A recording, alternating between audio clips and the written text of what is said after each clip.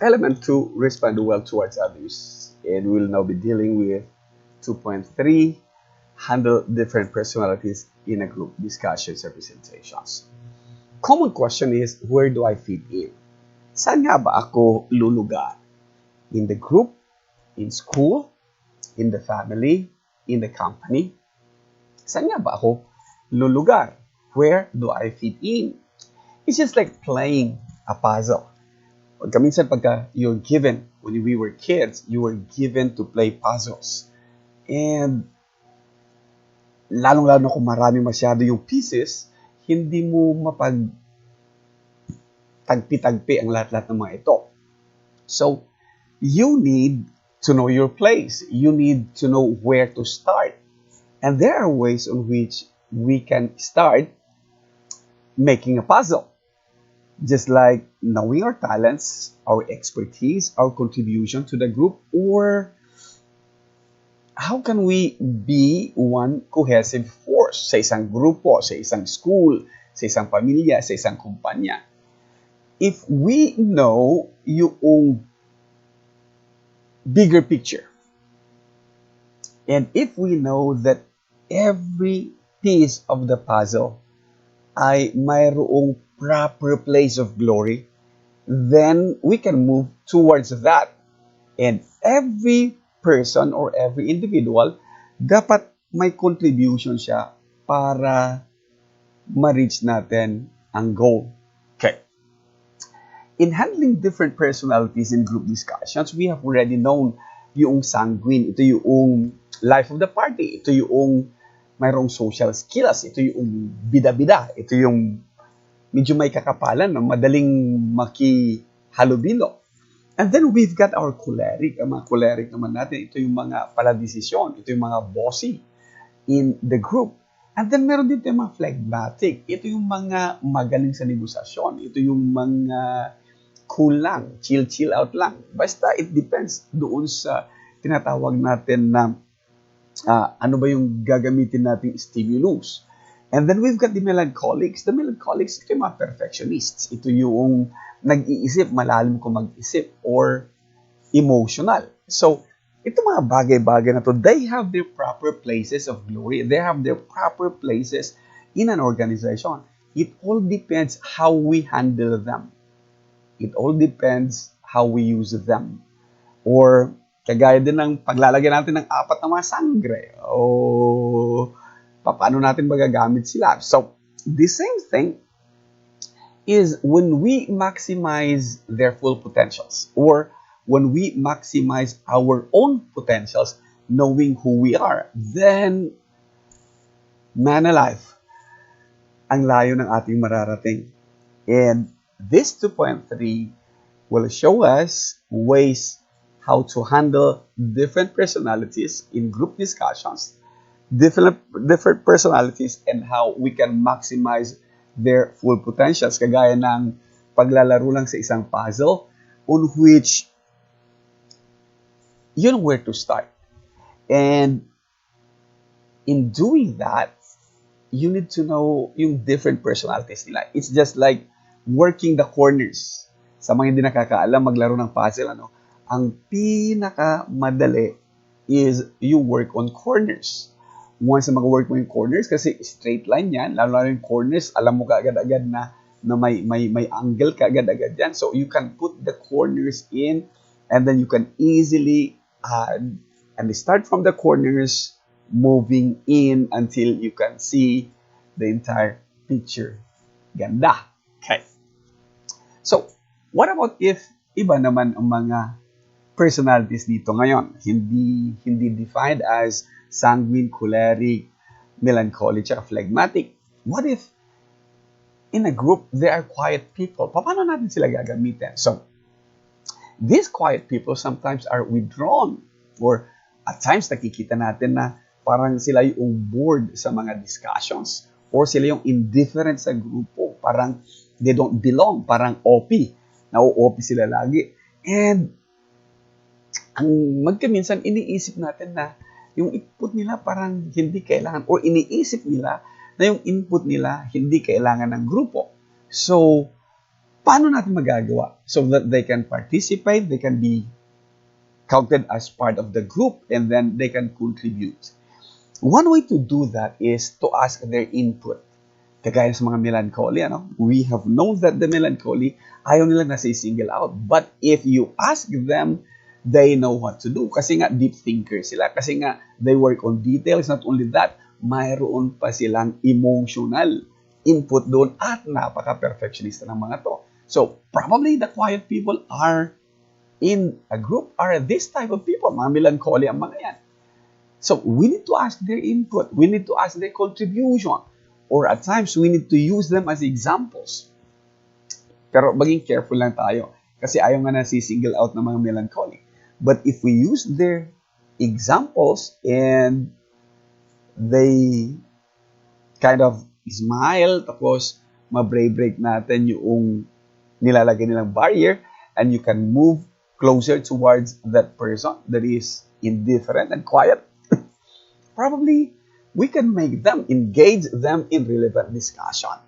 So, with quiet people, these are the things that we need to do. May mga ilan naman na yung mga tinatawag nating monopolizers. It could probably be sanguines or di kaya ay yung mema lang, basta may masabi lang, wala namang laman. Or basta lang may sasabihin sa grupo, parang alam niya lahat, know all, know how, na tawagin natin. Or ito yung feeling right every time. Akala mo expert in so many ways, pero parang lata lang naman na walang laman, maingay lang. So, when you have monopolizers like them, and probably they be, kung hindi man ito mga cholerics, they are sanguines. When you have them, first is compliment their insight. Sabihin mo sa kanila, that's a good idea. Now, can you please give us in detail how we could do that? Or you ask the group for input, and then para sa ganun hindi nyo ma-monopolize kasi ang bawat isa dyan magkukontribute na sa isang project or sa isang inilagay natin na pinag-uusapan. And with this, you can break eye contact with them also. Because habang nakikita ng mga monopolizers na may nakikinig sa kanila, they will keep on going on. And when you start looking around, you being the leader or you being part of the group, siguro when you start looking around at medyo makakahalata din naman ito na, teka muna, iba na ang gustong kausapin nito, iba na ang gustong pagbigyan mo na or sabihin natin na, can we hear from others also? You have contributed a lot to the discussion. Can we ask the others also? And then you start looking around for some other ideas sa isang grupo. So, that's how you deal with monopolizers. The third one, ang dami nito. Not only sa mga social groups, kahit sa church, maraming ganito. Yung mga argumentative. Ang mga argumentative, para lang makapag-argue. Para lang masabing may alam. And oftentimes, they appear like sila yung may maraming alam. Sila yung lahat na lang ng sabihin mo mali. Lahat na lang ng mga planuhin nyo may mali. Pero pagka tinanong mo naman sila kung anong magandang gawin, wala namang maibibigay. Basta makapag-argue lang. And they are yung pinakamahirap i-please sa grupo. They are uncooperative. They are demanding at times na sinabi ko na nga ba, ginabi ko na kasing ganito, ganyan yan. And they do grandstanding. Kapag ka nagkamali ka, and they will pounce on you. So, what to do with argumentative people that thought, kung sa purposive communication sana ito yung mga hostile audience natin. So, ano pwede natin gawin when they think that they're more knowledgeable than the speaker or they're better than the leader? And sometimes, ang gagawin nila is they will gawin kang stepping stone. And ipapamukha sa'yo na mali ka. Seek to discredit others. In having this, an argumentative personality in a group or a hostile audience, You being a leader or being a part of the group, ang unang-una mong gagawin is to just stay calm. Oo, napakasarap sanang patulan magkaminsan. So, huwag kang maging patola. Do not argue back. If ever may sinabi siya, then parang noted and then move on. Don't be dragged to their rabbit hole. Yung rabbit hole na tinatawag natin, kagaya ng itong gusto niya argumento. So, huwag kang sumunod doon sa kanyang argumento kasi napaghandaan ka niyo maigi doon.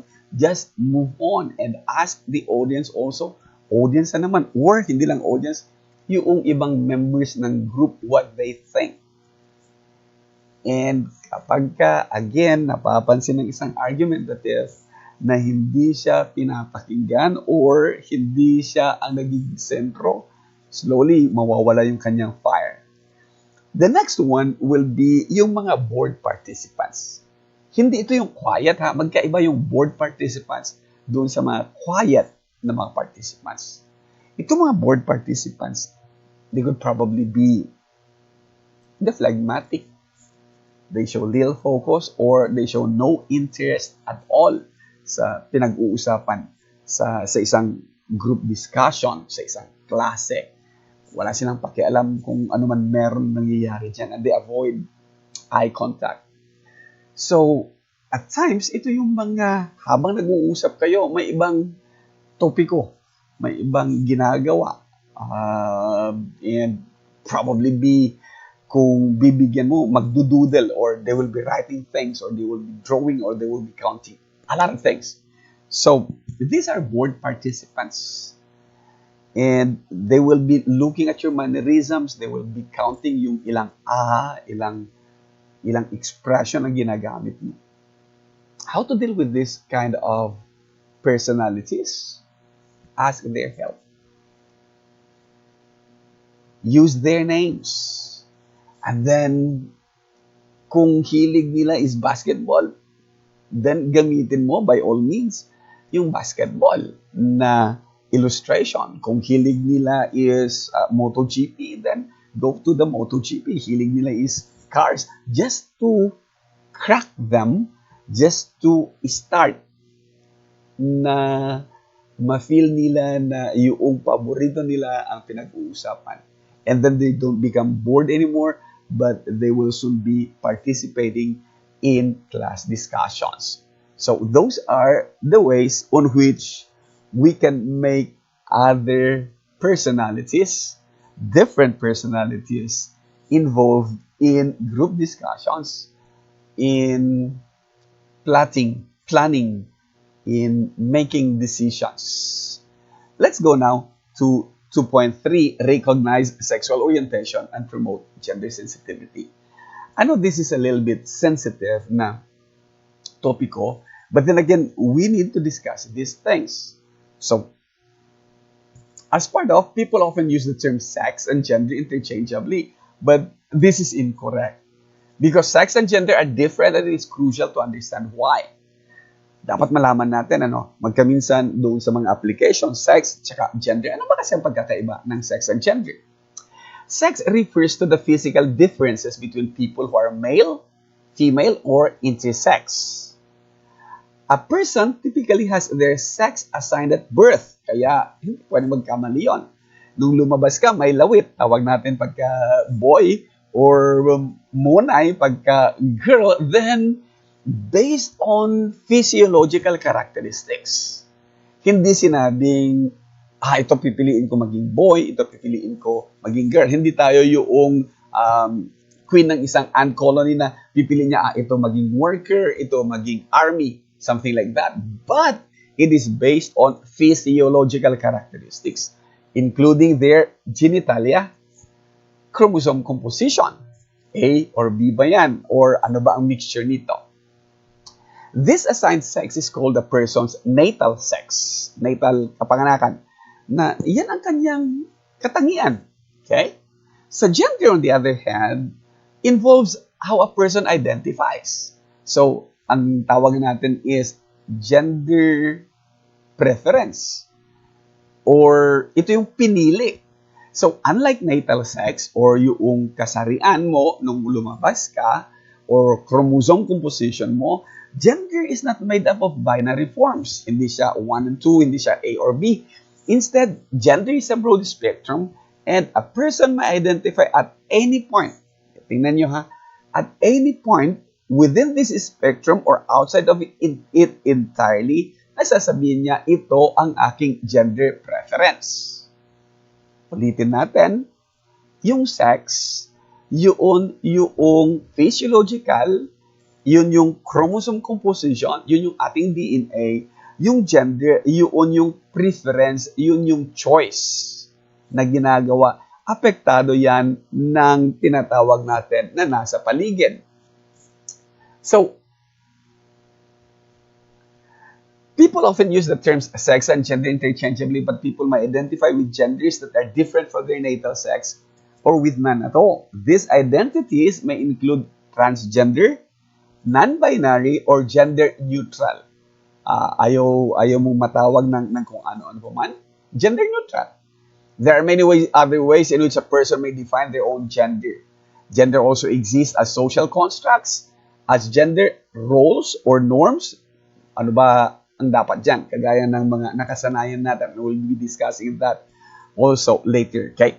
These are defined, trusted source as the socially constructed roles, behaviors, and attributes that a society considers appropriate for men and women. Tandaan natin ha, sometimes the society or more often than not, the society considers what is appropriate behavior for men and women. Madaliin na lang natin. Pagka sinabi natin sex, it is male or female. At ito ay biological and physiological characteristics. Kung papaano ka inilabas, iniluwal, ganito ka, physiological, based on your hormones, genes, DNA, genitalia. Yan ang magdidistinguish ng iyong sex, either male or female. Sa kabilang parte naman, ang gender, ito yung socially constructed roles. Ito yung natutunan natin. Ito yung dikta ng lipunan natin. So, yung mga pag-uugali at saka yung mga ginagawa. Kagaya nga ng mga nasa awitin, nung bata pa ako, naglalaro ako ng manyika, mga ganun, or hindi naglalaro ng baril-barilan o bahay-bahayan, and a lot of things. Kasi magkaminsan, we attribute one particular game na panglalaki lang. The other particular game is pambabae lang. Halimbawa, pagka-basketball, sasabihin ka agad-agad, babaeng tao naglalaro ng basketball. Or kapag naglalaro ng manyeka, lalaking tao naglalaro ng manyeka. Those are social constructs. So, naisisiksik sa isipan ng isang bata, lalo na sa kanyang formative years, ano nga ba siya? And makikita niya doon, slowly, madidevelop yung kanyang preference. Parang mas gusto kong ganito kasi ito yung kinagisnan. So, these are socially based. Kung ano ang tama, ano ang mali. For example, makita na lang ninyo, aniisipin nyo, if, for example, makita nyo ang misis ko nasa bubong, nagkukumpuni ng bahay dahil tumutulo na yung bubong namin. And usually, sasabihin natin, nasaan ba yung lalaki ng bahay na to? Nasaan ba yung asawa nito? Bakit babae ang nasa tuktok? Bakit babae yung nagkukumpuni ng bubong? Ang hindi nila alam, may fear of height si lalaki. Ang hindi nila alam, may test na certificate for construction o di kaya ay for may NC3 si babae. So, it's not. Hindi kasi yan gender-based kung sino magtatrabaho doon. So, ang society natin nagsasabi na kapag ka babae, siyang tagalaba, tagahugas, and then tagalinis ng bahay. Laking gulat mo kung malaman-laman mo na, ay, si sir pa lang tagalaba, tagalinis, tagaluto, tagahugas ng mga bagay-bagay sa bahay nila. It is not yung panglalaki at pambabae. It has nothing to do kung balalaki ka o babae. It is hindi siya sex issue, kundi gender. And that is society-based. So, tingnan natin maigi. Let's compare sex and gender sa isang madaling paraan. So, let's compare both. Okay. So, ang sex is biological characteristics. It is based on genetics, anatomy, meaning anong mga nilalaman, anong mga meron, physiology.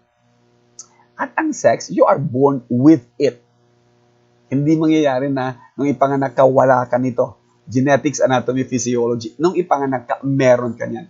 Yan ang iyong natural na kalagayan nung ipinanganak ka at hindi mababago yan. Kahit na magkaroon tayo ng medical treatment, yung physiology mababago, yung anatomy hindi. Bagamat nilagyan ng except with medical treatment kasi alam natin na ang iba ay transsexual. So, yung anatomy, yung loob, alam natin kahit na magpalit man yan ng gender, magpalit man yan ng kasarian, ang anatomy niya at ang kanyang genetics, hindi mababago talaga yan. Kaya ang kanyang sex is either talaga male or female. Sa kabilang parte naman, ang gender is social construct ang genders. So, ito ay binibigyan natin sa mga lalaki o sa mga babae. Ito yung paghahati-hati natin ng roles and responsibilities. Ito yung mapapansin ninyo pagka umuwi ka ng probinsya, no? Ang mga lolo at lola, o magkaminsan ay sasabihin natin, andyan lahat-lahat ng mga apo, no? Tapos sabihin ng lola, nasaan ba itong mga babaeng ito? Pagkatapos natin kumain, kayo ang maghugas ng pinggan, kayo ang maglinis ng pinagkainan. Yan ang trabaho ng mga babae. Teka muna. Hindi yun trabaho ng pambabae lang. Trabaho din ng lalaki yon. Di ba? O di kaya ay magagalit kapag ka nakikita niya, oy, kalalaki mong tao, ikaw ang naglalaba. Hindi na alam, bagong panganak ang misis mo. Something like that. So, ulitin natin, ang gender is social construct. Hindi ka ipinanganak. Hindi ito natural. Kundi it's a choice. And it varies in different cultures, society, and historical periods. Sa mga mag-iisip nito, sasabihin mong dati bawal ito or bakit sa mga ganoong kapanahonan, bakit ang mga ganitong uri ng gender ang ginagamit nila? Alam nyo ba na sa mga play ni Shakespeare, hindi babaeng lumalabas kasi ang mga babae naiiwan lang sa bahay. Paano nyo kaya isipin kung sabihin ko sa inyo na si Romeo at Juliet, nung i-play siya, ay parehong lalaki at babae ang nagpanggap na Juliet ay hindi talaga babae kundi lalaki din kasi nga sa mga play during those times ay mga lalaki ang nag-play. So, magwiwindang siguro kaisipan natin, paano nangyayari yun? Yet, those are on historical periods. Diba? They vary. Nagbabago-bago yan. Again, uulitin natin. It is based also on socio-economic factors. Yung age. Nung bata ka, halimbawa, dahil gusto ng nanay mo magkaroon ng anak na babae, 7 lalaki na, 12 lalaki na, kaya si Bunso ang kawawa. Dadamitan niya ng damit babae, bibilhan niya ng laruang babae, kasi ang gusto ng nanay, may kagaya siya, may kapareho siya, makakausap, makakasama niya, at hindi brusko, hindi laging gala, kundi nasa bahay lang, medyo malambot ang puso, at saka mayroong malasakit sa nanay, kasi nakikita natin, ladies or girls have that. And if sa iyong formative years, ito ang inilalagay, sinisiksik sa isipan mo, then,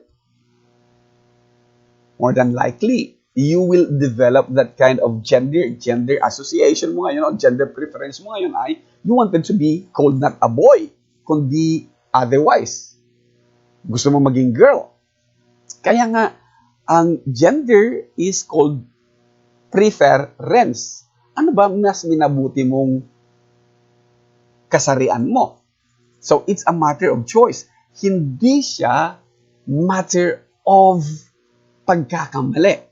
Hindi tama na sabihin mong nagkamali ang Diyos na inilagay ako sa katawang lalaki Pero deep inside ay nakakulong ang isang pusong babae. Indirectly, you're questioning God, and God is being made na nagkamali. Again, uulitin natin, it's a preference. Kaya nga, pinag-uusapan natin, gender preferences. And it can be changed over time. Kaya mapansin nyo kanina, sinabi na ang gender at any point pwedeng magbago. Kaya ang daming mga pagbabago. So, when you look at it, yung LGBTQ++, ang daming mga changes doon sa buong linya na yon. It's no longer male, female, boy, girl, kundi dati-rati ang tawag lang ay third sex, ano? But this time is slowly nadidefine na ng LGBTQ++. So, those things are. Okay. Now, let's talk about, is same-sex marriage possible in the Philippines? Kasi nga nakikita natin, tila sa ibang mga bansa, sa ibang mga estado sa Amerika, there are some states in the US wherein they are allowing same-sex marriages. So, sa Pilipinas, is it a possibility? Alam din natin na mayroong cohabitations, ano, ng mga nasa LGBTQ++, tapos may kasama silang lalaki na kasama at namumuhay bilang mag-asawa. At ang napapansin natin lagi is laging lugi ang isang nanggagaling sa LGBTQ++. Kasi alam naman natin, ang isang LGBT ay siya ang nagpro-provide, siya ang breadwinner. And then, most of the time, sila ang naluluko lang. So, dapat sana, kaya nakikita natin yung batas sana na magpro-protekta din sa kanilang karapatan. But is it possible to have same-sex marriage in the Philippines?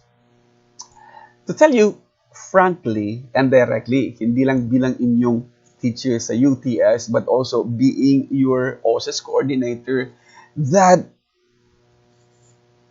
kung hindi mabago ang ating family code, ang ating batas, hindi mangyayaring magkaroon ng same-sex marriage in the Philippines. Why? For a very simple reason. Nung ipanganak ka, anumang nandoon sa birth certificate mo na sex, kung male ka doon, male ka talaga. Kahit na magpalit ka ng kasarian, male ka pa rin. Kahit na magpalit ka ng genitalias, male ka pa rin doon sa iyong tinatawag na birth certificate. And basically, yung Executive Order number 209, series of 1987, yung family code ng sinainan ni Corazon Aquino, ganito ang nilalaman. Chapter 1, requisites for marriage. I want you to know this. Sa 1, it says, marriage is a special contract of permanent union between saan? Man and a woman. Specific yun ha, man and a woman. Pwede mong sabihin, hindi naman kasi yan gender. Kung hindi gender yan, sex, o di man and a woman. Entered into in accordance with law for the establishment of conjugal and family life. It is the foundation of the family and inviolable social institution whose nature, consequences, and incidents are governed by law and not subject to stipulation, except that marriage settlements may fix the property relations during the marriage within the limits provided by this code. Ito kasi ang gustong magkaroon din ng binding na law para naman doon sa settlements ng property. Kasi nga, napapansin natin sa mga cohabitation ng LGBTQ++ at saka ng lalaki, laging lugi talaga ang mga LGBTQ++. Kaya, if it could be made sana na magkaroon ng marriage sa same-sex, then magkaroon din sana sila ng protection. And we understand that, and I understand that. But, the law says, it is a permanent union between a man and a woman. Kaya nga, sa Pilipinas, wala pa rin tayong divorce kasi nga ang ating family code nagsasabing permanent union. Sa Article 2, tingnan nyo maigi, No marriage shall be valid. Walang kasalang mangyayari unless these essential requisites are present. Ano yon? Legal capacity of the contracting parties who must be a male and a female. Hindi niyang ginawang male or a female, kundi a male and a female. Hindi lang man and woman, kundi male and female. And it is yung legal capacity. So one should note that it is a union between a man and a woman and they must be, kinakailangan, yun ang mga term ha, must be a male and a female. So not unless ang mga batas na ito ay mabago, there is no way same-sex marriage can become possible in the Philippines. And sa isa sa mga klasiko, I remember it vividly talaga sa Lasal when we were discussing things like this.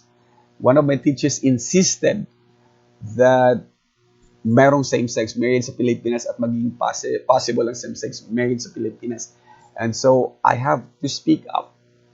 And I said, isa po akong solemnizing officer, yung nasa number 2, consent freely given the presence of the solemnizing officer. For the longest time, I had that license to solemnize marriages. Hindi lang ako nag-renew na this past few years. And I pointed out that the family code so provides. So nagulat sila. And I want you guys, to be aware of this also. One more thing. I want you also to know that yung respeto, kailangan maibigay natin sa lahat ng mga parties. Kasi sa 2.5 is affirm your beliefs without discriminating others. What does it mean? Yung mga preconceptions natin o generalizations na kung tinuruan ka na kayo lang ang tama o generalizations ka na dito na ako nabuhay, dito na ako nagising, dito na ako pinanganak, so mananatili ako dito. Those are, tawag natin noon, faulty reasoning, preconceptions. Parang kami lang ang tama, mali kayo lahat-lahat.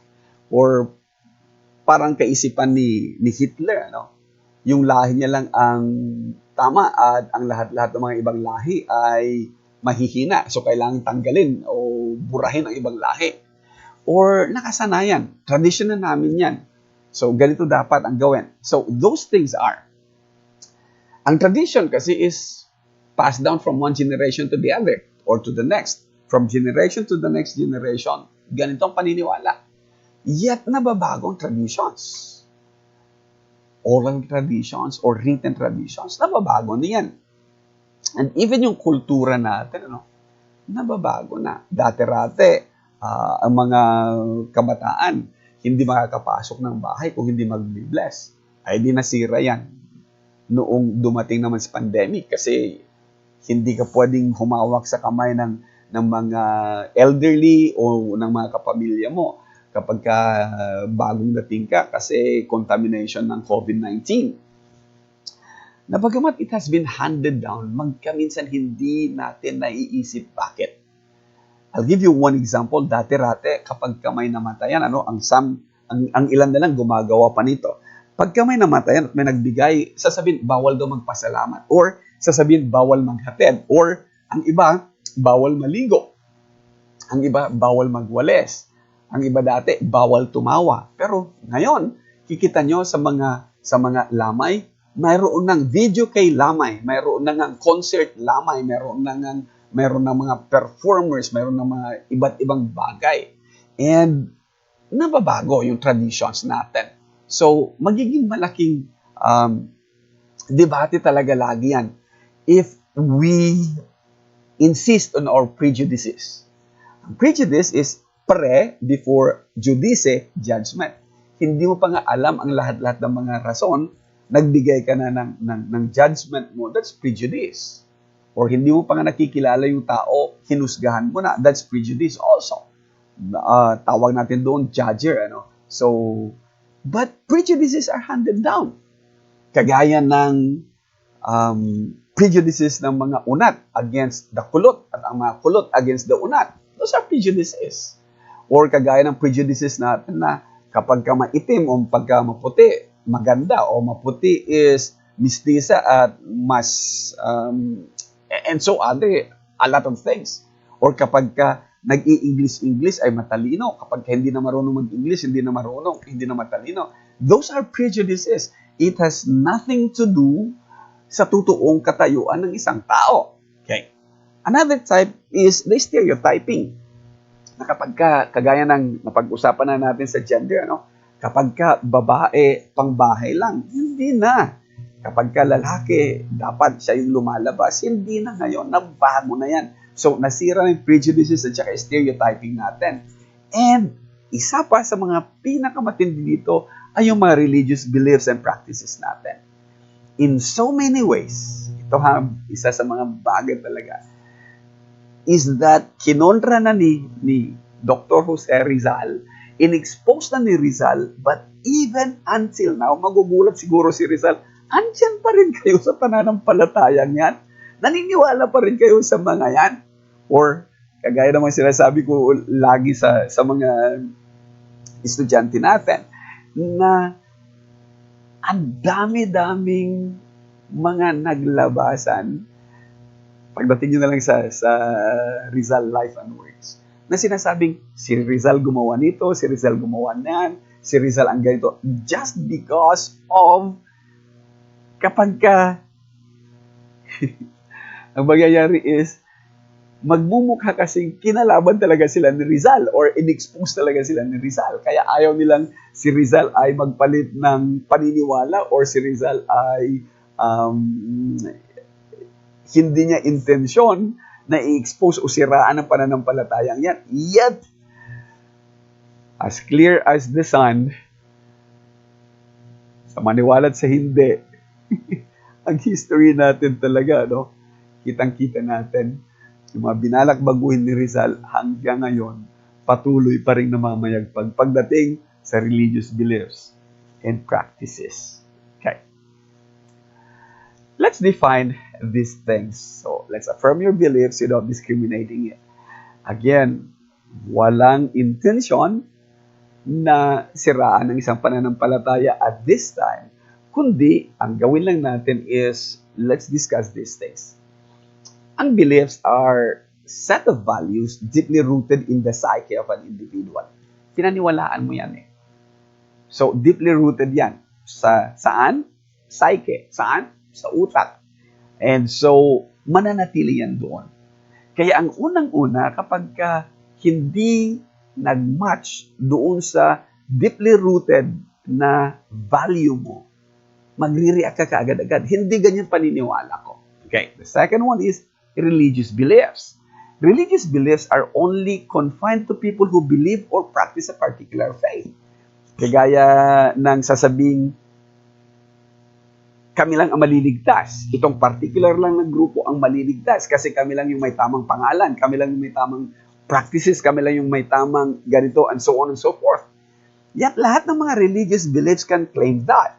Lahat ng mga denominasyon, lahat ng mga pananampalataya ay nagsasabing sila lang ang maliligtas. At lahat-lahat, walang isang tao sa kaniyang tamang pag-iisip ang maniniwala ng isang kasinungalingan.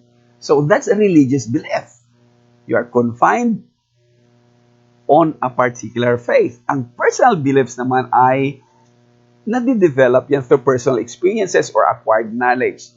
So, ang personal belief mo, kagaya ng mga pinanghahawakan natin ngayon, or kagaya ng mga man-hater at woman-hater na sabi natin, kasi nagtiwala, umasa, iniwan. So, ang sasabihin niya, lahat ng babae, paasa.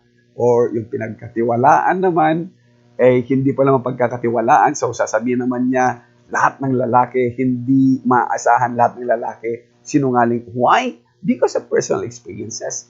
So, mas madali mong makombat ka agad-agad yon. Dahil madaling ipakita na, teka, yung personal beliefs mo, hindi tama. And so kung kaya mong i-combat yung personal beliefs, madali mo rin combatin yung religious beliefs. Teka muna, kung ang basis natin will be this, then pupunta tayo doon sa biblical basis. And even you're deeply rooted in the psyche na paniniwala mo, pwede pa ring baguhin. Yun nga lang, dapat maging flexible tayo. Huwag ipagpipilitan ang isang bagay at huwag ipilit sa iba. Okay? What are the religious beliefs? Kung ang point of discussions natin sa religious beliefs na ko, ang dami niyan. And I've been to some debates and some open argumentations with this.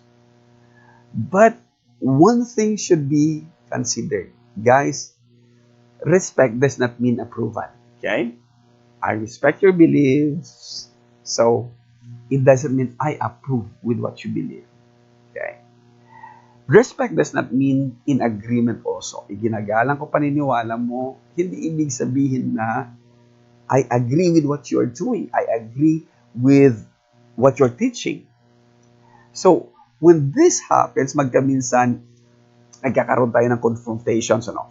And in confrontations, we end up debating, we end up arguing on so many things, even trivial things. Or ang iba is magkakaroon ng tinatawag na holier than thou attitude. Mas banal naman ako sa iyo. Or di kaya ay, mas madami naman kami. Or di kaya ay, mas malapit kami sa katuruan ng Biblia. At dito, nagkakaroon ng hindi tamang pagkakaintindihan ang traditionalists or yung orthodox at saka ang mga liberals.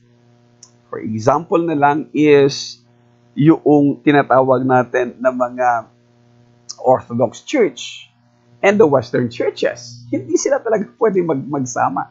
Ang isa sasabihin niyang images are wrong. Ang isa sasabihin niyang, pwede lang pagka 2D pero hindi na siya pwede sa 3D. And so on and so forth. Now, in this, isa lang masasabi natin. In affirming your beliefs without discriminating others is that don't force your opinions or beliefs down our throats. Huwag mo ipagpilitan na igalang kita. Huwag mo ipagpilitan na respetuhin mo yung paniniwala ko. Yeah, ulit, sasabihin natin, no? We respect. Pero it doesn't mean we approve.